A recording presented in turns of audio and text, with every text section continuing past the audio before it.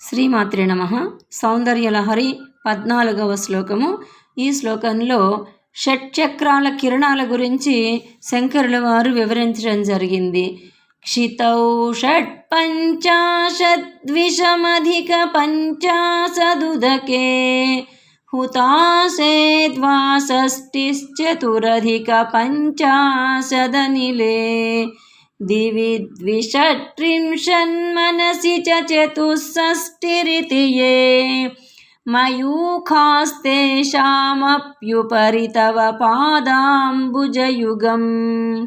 తల్లి జగజ్జనని క్షితౌ పృథివీ తత్వానికి చెందిన మూలాధార చక్రమునందు షట్పంచాశత్ 56 సంఖ్య గలవియు, ఉదకే జలతత్వానికి చెందిన మణిపూర చక్రమునందు ద్విషమధిక పంచాశత్ 52 సంఖ్య గలవియు, హుతాశే అగ్నితత్వానికి చెందిన స్వాధిష్టాన చక్రమునందు ద్వాషష్టి 62 సంఖ్య గలవియు, అనిలే వాయుతత్వానికి చెందిన అనాహత చక్రమందు చతురధిక పంచాశత్ 54 సంఖ్య గలవియు, దివి ఆకాశతత్వానికి చెందిన విశుద్ధి చక్రమునందు ద్విషట్త్రింశత్ 236 అంటే 72 సంఖ్య గలవియు, మనసిచ మనస్తత్వానికి చెందిన ఆజ్ఞా చక్రమునందు చతుష్షష్టి 64 సంఖ్య గలవియై.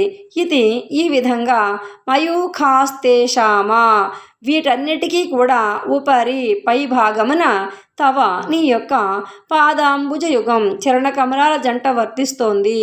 అమ్మ జగజ్జనని పృథివీ తత్వంతో కూడిన మూలాధార చక్రమునందు 56, జలతత్వానికి చెందిన మణిపూరమునందు 52, అగ్నితత్వానికి చెందిన స్వాధిష్టానమునందు 62, వాయుతత్వానికి చెందిన అనాథందు 54, ఆకాశతత్వానికి చెందిన విశుద్ధియందు 72, మనస్తత్వానికి చెందిన ఆజ్ఞాచక్రమునందు 64 సంఖ్యలుగా గల వెలుగు కిరణాలన్నీ కూడా అధిగమించి వాటిపైన నీ చరణ కమలాలు ప్రకాశిస్తున్నాయి కదా అని చెప్పి శంకరుల వారు చెబుతున్నారు.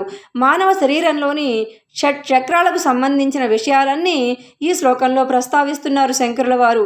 అమ్మ మూలాధార చక్రంలో 56, మణిపూర చక్రంలో 52, స్వాధిష్టాన చక్రంలో 62, అనాహత చక్రంలో 54, విశుద్ధ చక్రంలో 72, ఆజ్ఞా చక్రంలో 64, మొత్తం 360 కిరణాలు మూలాధారం నుండి సహస్రార చక్రం వరకు నిండి ఉన్నాయి. ఈ 360 కిరణాలు దాటి వెడితే సహస్రార చక్రంలో నీవు దర్శనమిస్తావు కదా తల్లి అని చెప్పేసని అమ్మవారి ఈ షట్చక్ర రూపంలో ఆ యొక్క కిరణాలు ఎలా ప్రసరిస్తున్నాయో అనేవి వివరిస్తున్నారు.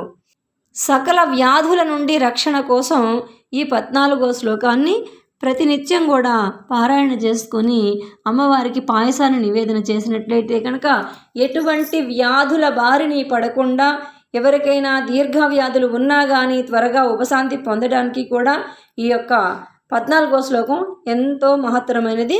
ప్రతినిత్యం చదువుకోండి. అమ్మ యొక్క కృపకు పాత్రలు కండి. శ్రీమాత్రే నమః.